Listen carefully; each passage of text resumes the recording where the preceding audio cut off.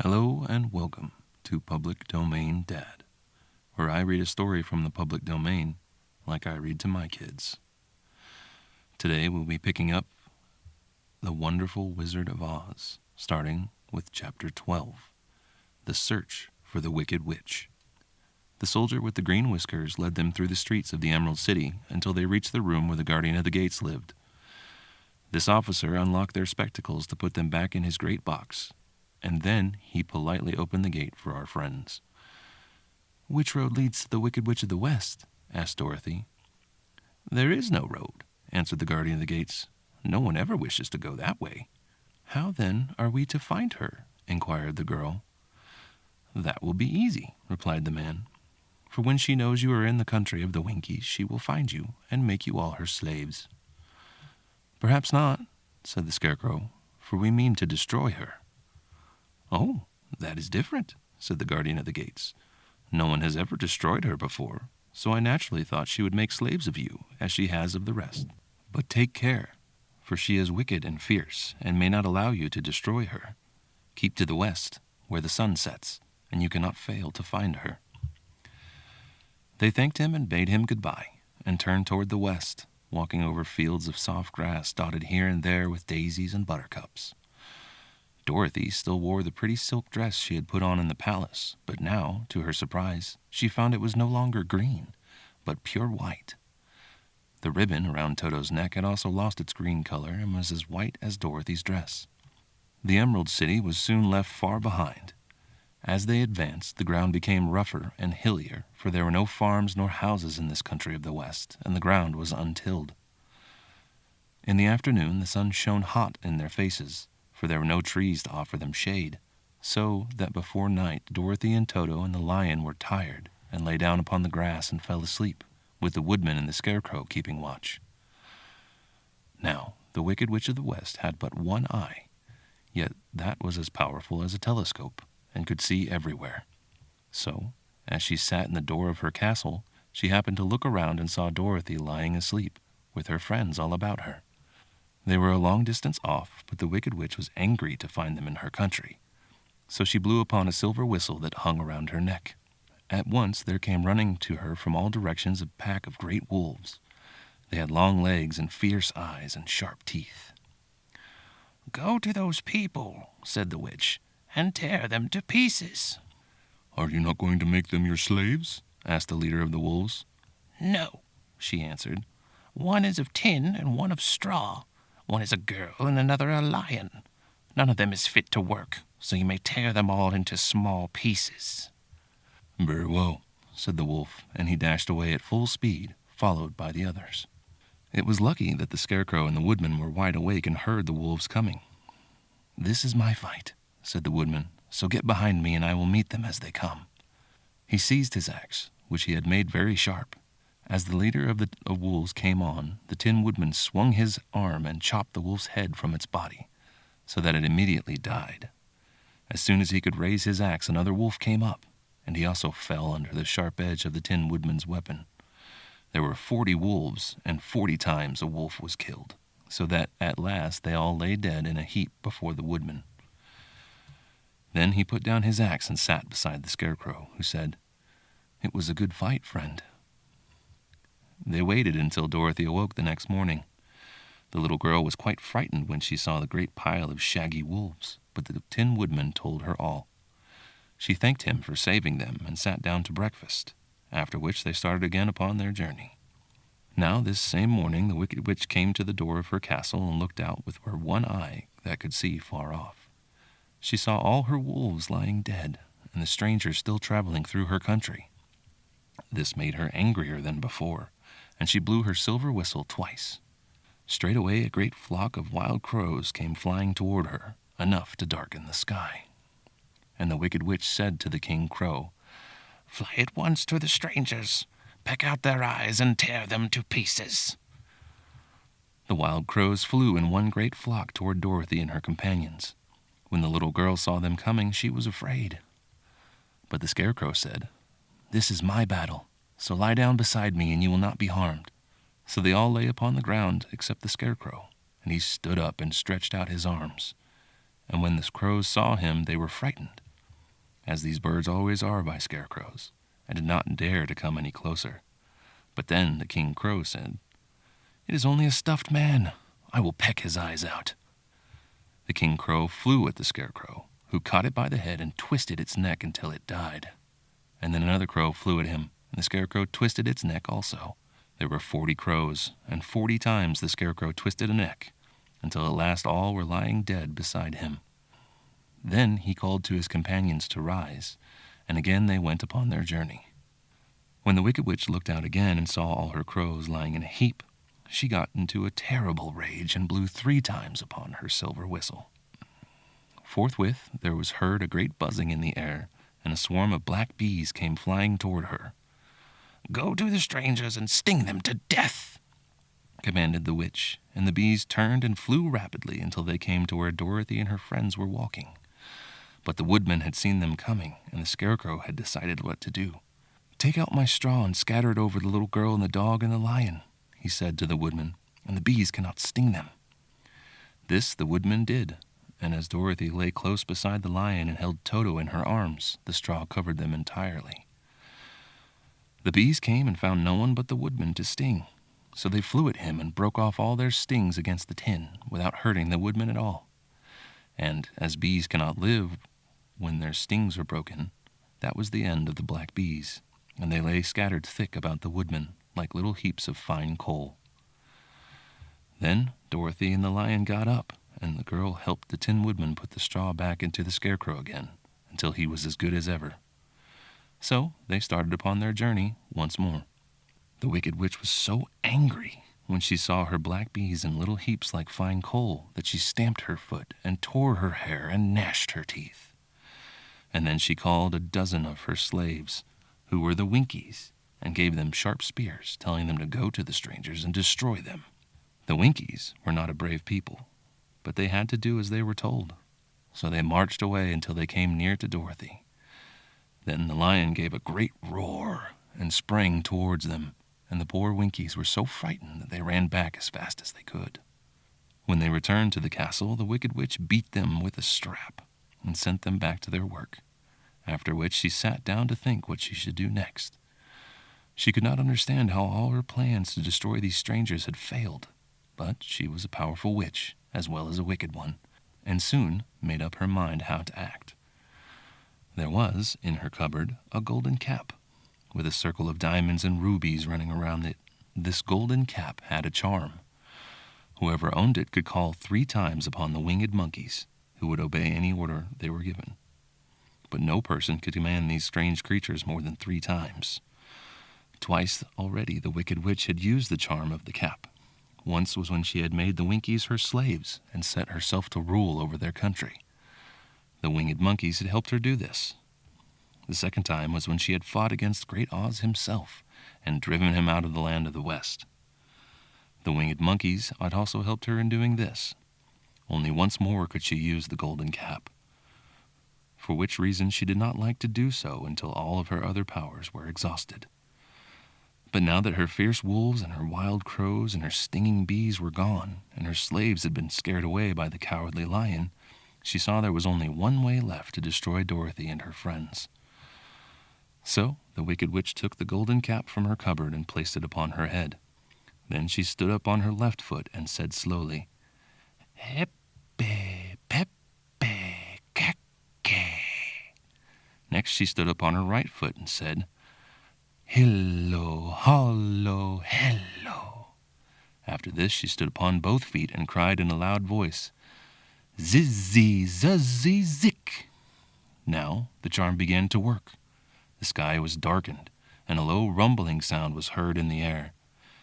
There was a rushing of many wings, a great chattering and laughing, and the sun came out of the dark sky to show the Wicked Witch surrounded by a crowd of monkeys, each with a pair of immense and powerful wings on his shoulders. One, much bigger than the others, seemed to be their leader. He flew close to the witch and said, "You have called us for the 3rd and last time. What do you command?" "Go to the strangers who are within my land and destroy them all except the lion," said the Wicked Witch. "Bring that beast to me, for I have a mind to harness him like a horse and make him work." "Your commands shall be obeyed," said the leader. Then, with a great deal of chattering and noise, the winged monkeys flew away to the place where Dorothy and her friends were walking. Some of the monkeys seized the Tin Woodman and carried him through the air until they were over a country thickly covered with sharp rocks. Here they dropped the poor woodman, who fell a great distance to the rocks, where he lay so battered and dented that he could neither move nor groan. Others of the monkeys caught the Scarecrow, and with their long fingers pulled all of the straw out of his clothes and head. They made his hat and boots and clothes into a small bundle and threw it in the top branches of a tall tree. The remaining monkeys threw pieces of stout rope around the lion and wound many coils about his body and head and legs until he was unable to bite or scratch or struggle in any way. Then they lifted him up and flew away with him to the witch's castle, where he was placed in a small yard with a high iron fence around it so that he could not escape. But Dorothy they did not harm at all. She stood, with Toto in her arms, watching the sad fate of her comrades and thinking it would soon be her turn. The leader of the winged monkeys flew up to her, his long, hairy arms stretched out and his ugly face grinning terribly. But he saw the mark of the good witch's kiss upon her forehead and stopped short, motioning to the others not to touch her. "We dare not harm this little girl," he said to them, "for she is protected by the power of good, and that is greater than the power of evil. All we can do is carry her to the castle of the Wicked Witch and leave her there." So, carefully and gently, they lifted Dorothy in their arms and carried her swiftly through the air until they came to the castle, where they set her down upon the front doorstep. Then the leader said to the witch, "We have obeyed you as far as we were able. The Tin Woodman and the Scarecrow are destroyed, and the lion is tied up in your yard. The little girl we dare not harm, nor the dog she carries in her arms. Your power over our band is now ended, and you will never see us again." And then all the winged monkeys, with much laughing and chattering and noise, flew into the air and were soon out of sight. The Wicked Witch was both surprised and worried when she saw the mark on Dorothy's forehead, for she knew well that neither the winged monkeys nor she herself dare hurt the girl in any way. She looked down at Dorothy's feet, and seeing the silver shoes, began to tremble with fear, for she knew that a powerful charm belonged to them. At first the witch was tempted to run away from Dorothy, but she happened to look into the child's eyes and saw how simple the soul behind them was, and that the little girl did not know of the wonderful power of the silver shoes. So the Wicked Witch laughed to herself, and thought, "I can still make her my slave, for she does not know how to use her power." Then she said to Dorothy harshly and severely, "Come with me, and see that you mind everything I tell you. For if you do not, I will make an end of you as I did of the Tin Woodman and the Scarecrow." Dorothy followed her through many of the beautiful rooms in her castle until they came to the kitchen, where the witch bade her clean the pots and kettles and sweep the floor and keep the fire fed with wood. Dorothy went to work meekly, with her mind made up to work as hard as she could, for she was glad the Wicked Witch had decided not to kill her. With Dorothy hard at work, the witch thought she would go to the courtyard and harness the Cowardly Lion like a horse. It would amuse her, she was sure, to make him draw her chariot whenever she wished to go out to drive. But as she opened the gate, the lion gave a loud roar and bounded at her so fiercely that the witch was afraid and ran out and shut the gate again. "If I cannot harness you," said the witch to the lion, speaking through the bars of the gate, "I can starve you. You shall have nothing to eat until you do as I wish." So after that she took no food to the imprisoned lion, but every day she came to the gate at noon and asked, "Are you ready to be harnessed like a horse?" And the lion would answer, "No. If you come in this yard, I will bite you." The reason the lion did not have to do as the witch wished was that every night, while the woman was asleep, Dorothy carried him food from the cupboard. After he had eaten, he would lie down on his bed of straw, and Dorothy would lie beside him and put her head on his soft, shaggy mane, while they talked of their troubles and tried to plan some way to escape. But they could find no way to get out of the castle, for it was constantly guarded by the Yellow Winkies, who were the slaves of the Wicked Witch and too afraid of her not to do as she told them. The girl had to work hard during the day, and often the witch threatened to beat her with the same old umbrella she always carried in her hand. But, in truth, she did not dare to strike Dorothy because of the mark upon her forehead. The child did not know this, and was full of fear for herself and Toto. Once the witch struck Toto a blow with her umbrella, and the brave little dog flew at her and bit her leg in return. The witch did not bleed where she was bitten, for she was so wicked that the blood in her had dried up many years before. Dorothy's life became very sad as she grew to understand it would be harder than ever to get back to Kansas and Aunt Em again. Sometimes she would cry bitterly for hours, with Toto sitting at her feet and looking into her face, whining dismally to show how sorry he was for his little mistress. Toto did not really care whether he was in Kansas or the land of Oz so long as Dorothy was with him, but he knew the little girl was unhappy, and that made him unhappy too. Now, the Wicked Witch had a great longing to have for her own the silver shoes, which the girl always wore. Her bees and her crows and her wolves were lying in heaps and drying up, and she had used up all the power of the golden cap. But if only she could get hold of the silver shoes, they would give her more power than all the other things she had lost. She watched Dorothy carefully to see if she ever took off her shoes, thinking she might steal them. But the child was so proud of her pretty shoes that she never took them off except at night and when she took her bath. The witch was too afraid of the dark to dare to go into Dorothy's room at night to take their shoes, and her dread of water was greater than her fear of the dark, so she never came near when Dorothy was bathing. Indeed, the old witch never touched water, nor ever let water touch her in any way. But the wicked creature was very cunning, and she finally thought of a trick that would give her what she wanted.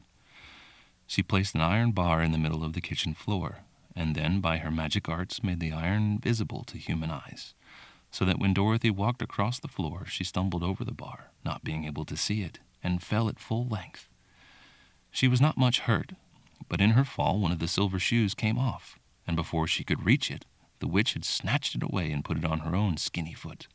The wicked woman was greatly pleased with the success of her trick, for as long as she had one of the shoes, she owned half the power of their charm, and Dorothy could not use it against her, even had she known how to do so. The little girl, seeing she had lost one of her pretty shoes, grew angry and said to the witch, "Give me back my shoe." "I will not," retorted the witch, "for it is now my shoe and not yours." "You are a wicked creature," cried Dorothy. "You have no right to take my shoe from me."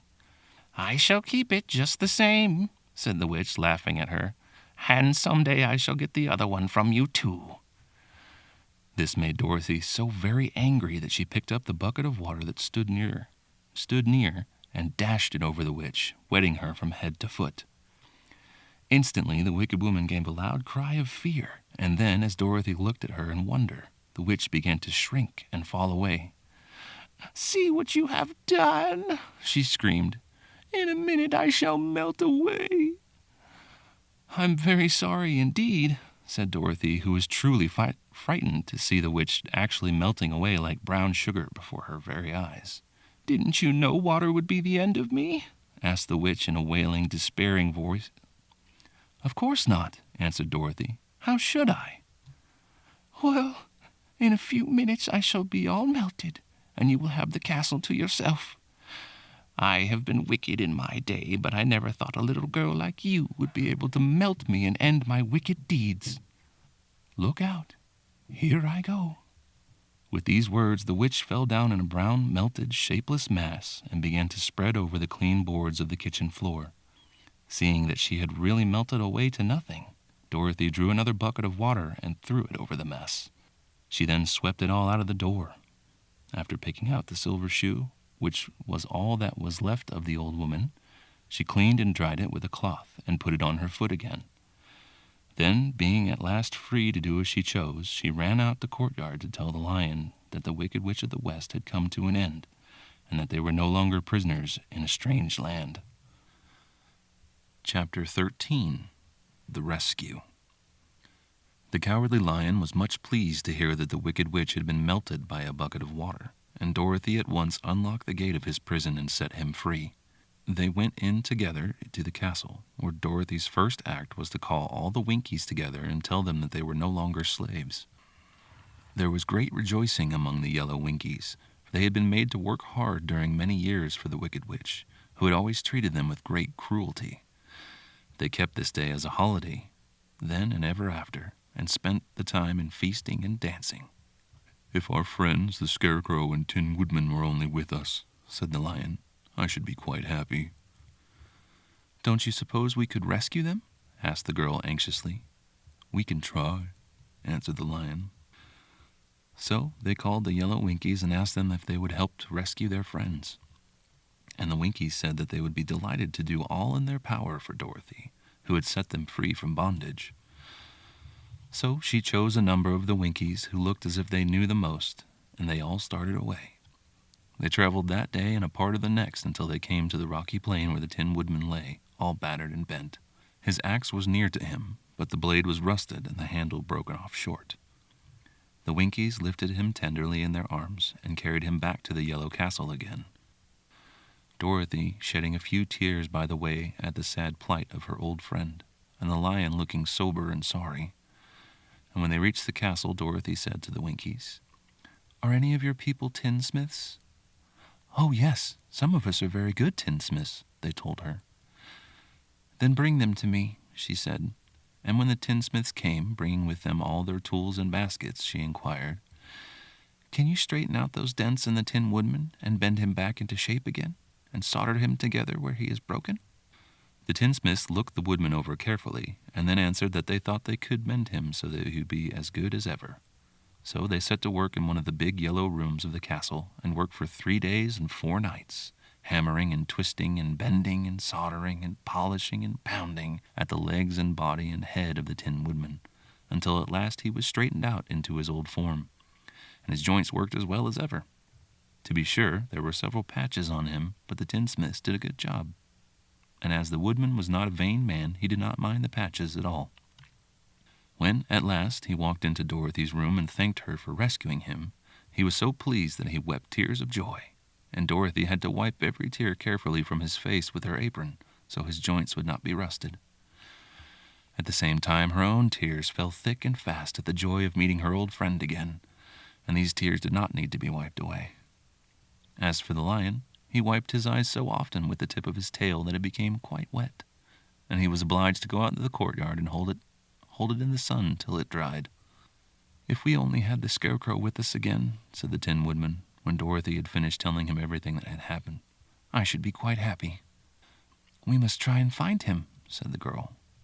So she called the Winkies to help her, and they walked all that day and part of the next until they came to the tall tree in the branches of which the winged monkeys had tossed the Scarecrow's clothes. It was a very tall tree, and the trunk was so smooth that no one could climb it. But the Woodman said at once, "I'll chop it down, and then we can get the Scarecrow's clothes." Tinsmiths had been at work mending the Woodman himself. Another of the Winkies, who was a goldsmith, had made an axe handle of solid gold and fitted it to the Woodman's axe instead of the old broken handle. Others polished the blade until all the rust was removed and it glistened like burnished silver. As soon as he had spoken, the Tin Woodman began to chop, and in a short time the tree fell over with a crash, whereupon the Scarecrow's clothes fell out of the branches and rolled off onto the ground. Dorothy picked them up and had the Winkies carry them back to the castle, where they were stuffed with nice clean straw, and behold, here was the Scarecrow, as good as ever, thanking them over and over and over again for saving him. Now that they were reunited, Dorothy and her friends spent a few happy days at the Yellow Castle, where they found everything they needed to make them comfortable. But one day the girl thought of Aunt Em and said, "We must go back to Oz and claim his promise." "Yes," said the Woodman, "at last I shall get my heart." "And I shall get my brains," added the Scarecrow joyfully. "And I shall get my courage," said the Lion thoughtfully. "And I shall get back to Kansas," cried Dorothy, clapping her hands. "Oh, let us start for the Emerald City tomorrow." This they decided to do. The next day they called the Winkies together and bade them goodbye. The Winkies were sorry to have them go, and they had grown so fond of the Tin Woodman that they begged him to stay and rule over the Yellow Land of the West. Finding they were determined to go, the Winkies gave Toto and the Lion each a golden collar, and Dorothy they presented a beautiful bracelet studded with diamonds, and to the Scarecrow they gave a gold-headed walking stick to keep him from stumbling, and the Tin Woodman they offered a silver oil can inlaid with gold and set with precious jewels. Every one of the travelers made the Winkies a pretty speech in return, and all shook hands with them until their arms ached. Dorothy went to the witch's cupboard to fill her basket with food for the journey, and there she saw the golden cap. She tried it on her own head and found it fitted her exactly. She did not know anything about the charm of the golden cap, but she saw that it was pretty, so she made up her mind to wear it and carry her sunbonnet in the basket. Then, being prepared for the journey, they all started for the Emerald City, and the Winkies gave them 3 cheers and many good wishes to carry with them. Chapter 14. The Winged Monkeys. You will remember there was no road, not even a pathway, between the castle of the Wicked Witch and the Emerald City. When the 4 travelers went in search of the witch, she had seen them coming, and so sent the winged monkeys to bring them back to her. It was much harder to find their way back through the big fields of buttercups and yellow daisy than it was being carried. They knew, of course, that they must go straight east toward the rising sun, and they started off in the right way. But at noon, when the sun was over their heads, they did not know which way was east and which was west, and that was the reason they were lost in the great fields. They kept on walking, however, and at night the moon came out and shone brightly, so that they lay down among the sweet-smelling yellow flowers and slept soundly until morning, all but the Scarecrow and the Tin Woodman. The next morning the sun was behind a cloud, but they started on as if they were quite sure of which way they were going. "If we walk far enough," said Dorothy, "I am sure we shall sometime come to some place." But day by day passed away, and they saw nothing before them but the scarlet fields. The Scarecrow began to grumble a bit. "We have surely lost our way," he said, "and unless we find it again in time to reach the Emerald City, I shall never get my brains." "Nor I my heart," declared the Tin Woodman. "It seems to me I can scarcely wait until I get to Oz, and you must admit this is a very long journey." "You see," said the Cowardly Lion with a whimper, "I haven't the courage to keep tramping forever without getting anywhere at all." Then Dorothy lost heart. She sat down on the grass and looked at her companions, and they sat down and looked at her, and Toto found for the first time in his life he was too tired to chase a butterfly that flew past his head. So he put out his tongue and panted and looked at Dorothy as if to ask what they should do next. "Suppose we call the field mice," she suggested. "They could probably tell us the way to Emerald City." "To be sure they could," cried the Scarecrow. "Why didn't we think of that before?" Dorothy blew the little whistle she had always carried about her neck since the Queen of the Mice had given it to her. In a few minutes they heard the pattering of tiny feet, and many of the small gray mice came running up to her. Among them was the Queen herself, who asked in her squeaky little voice, "What can I do for my friends?" "We have lost our way," said Dorothy. "Can you tell us where the Emerald City is?" "Certainly," answered the Queen, "but it is a great way off, for you have had it at your backs all this time." Then she noticed Dorothy's golden cap and said, "Why don't you use the charm of the cap and call the winged monkeys to you? They will carry you to the city of Oz in less than an hour." "I didn't know there was a charm," answered Dorothy in surprise. "What is it?" "It is written inside the golden cap," replied the Queen of the Mice. "But if you're going to call the winged monkeys, we must run away, for they are full of mischief and think it great fun to plague us." "Won't they hurt me?" asked the girl anxiously. "Oh, no. They must obey the wearer of the cap. Goodbye." And she scampered out of sight, with all the mice hurrying after her. Dorothy looked inside the golden cap and saw some words written upon the lining. These, she thought, must be the charm, so she read the directions carefully and put the cap upon her head. "Eppe, peppe, cacke," she said, standing on her left foot. "What did you say?" asked the Scarecrow, who did not know what she was doing. "Hillo, hollo, hello," Dorothy went on, standing this time on her right foot. "Hello," replied the Tin Woodman calmly. "Zizzy, zuzzy, zick," said Dorothy, who was now standing on both feet. This ended the saying of the charm, and they heard a great chattering and flapping of wings as the band of winged monkeys flew up to them. The king bowed low before Dorothy and asked, "What is your command?" "We wish to go to the Emerald City," said the child, "and we have lost our way." "We will carry you," replied the king. And no sooner had he spoken than 2 of the monkeys caught Dorothy in their arms and flew away with her. Others took the Scarecrow and the Woodman and the Lion, and one little monkey seized Toto and flew after them, although the dog tried hard to bite him. The Scarecrow and the Tin Woodman were rather frightened at first, for they remembered how badly the winged monkeys had treated them before. But they saw no harm was intended, so they rode through the air quite cheerfully, and had a fine time looking at the pretty gardens and woods far below them. Dorothy found herself riding easily between two of the biggest monkeys, one of them the king himself. They had made a chair of their hands and were careful not to hurt her. "Why do you have to obey the charm of the golden cap?" she asked. "That is a long story," answered the king with a winged laugh. "But as we have a long journey before us, I will pass the time by telling you about it if you wish." "I shall be glad to hear it," she replied. "Once," began the leader, "we were a free people, living happily in the great forest, flying from tree to tree, eating nuts and fruit, and doing just as we pleased without calling anybody master. Perhaps some of us were rather too full of mischief at times, flying down to pull the tails of animals that had no wings, chasing birds and throwing nuts at the people who walked in the forest. But we were careless and happy and full of fun, and enjoyed every minute of the day. This was many years ago, long before Oz came out of the clouds to rule over this land. There lived then, away in the north, a beautiful princess, who was also a powerful sorceress. All of her magic was used to help people, and she was never known to hurt anyone who was good. Her name was Gaylette. She lived in a handsome palace built from great blocks of ruby. Everyone loved her, but her greatest sorrow was that she could find no one to love in return, since all the men were much too stupid and ugly to mate with one so beautiful and wise. At last, however, she found a boy who was handsome and manly and wise beyond his years. Gaylette made up her mind that when he grew to be a man, she would make him her husband.